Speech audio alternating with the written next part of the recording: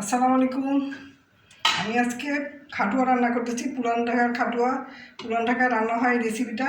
এখানে বেঁচে যাওয়া পোলাও ফ্রিজে ছিল, আর মাংস শেষ হয়ে গেছে, কিছু আলু ঝোল রয়েছে। ওই আলু আর ঝোল দিয়ে আমি একটু চাল ডাল ধুয়ে নিয়েছি। এখানে ভাতের চাল আর ডাল একটু ধুয়ে নিয়েছি, খাটুয়া বানাবো। আমি এখানে ঝোলের থেকে আলুগুলো উঠিয়ে নিচ্ছি।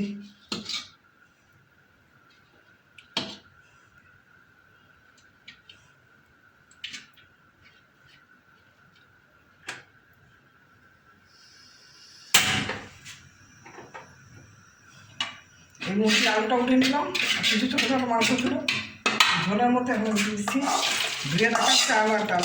আধা পট চাল, 1 পট মসুর ডাল।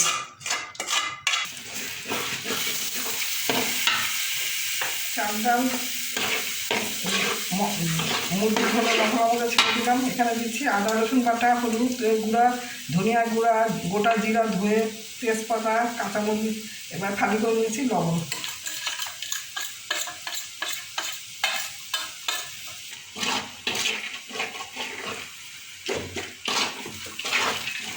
ভেজে নিই।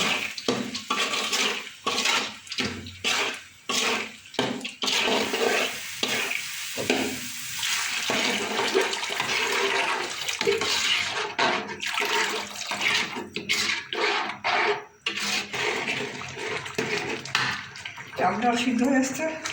এখন ফ্রিজে রাখা পোলাও আর আলু যে টুকরোগুলো উঠিয়ে গেছিলাম ঝোলের থেকে, সেটা এখন ছেড়ে দিচ্ছি।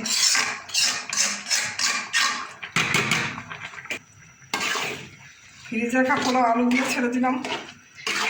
আধা পট ভাতের চাল, 1 পট মসুর ডাল, তার মধ্যে ফ্রিজে রাখা পোলাওগুলো ওটা এখন দেখলাম, দিয়েছি কিছু পানি।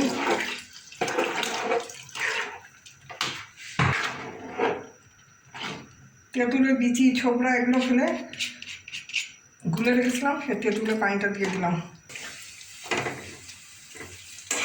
তেলের মধ্যে পেঁয়াজ ভেজে নিলাম, এখন বাগার দিয়ে দেবো।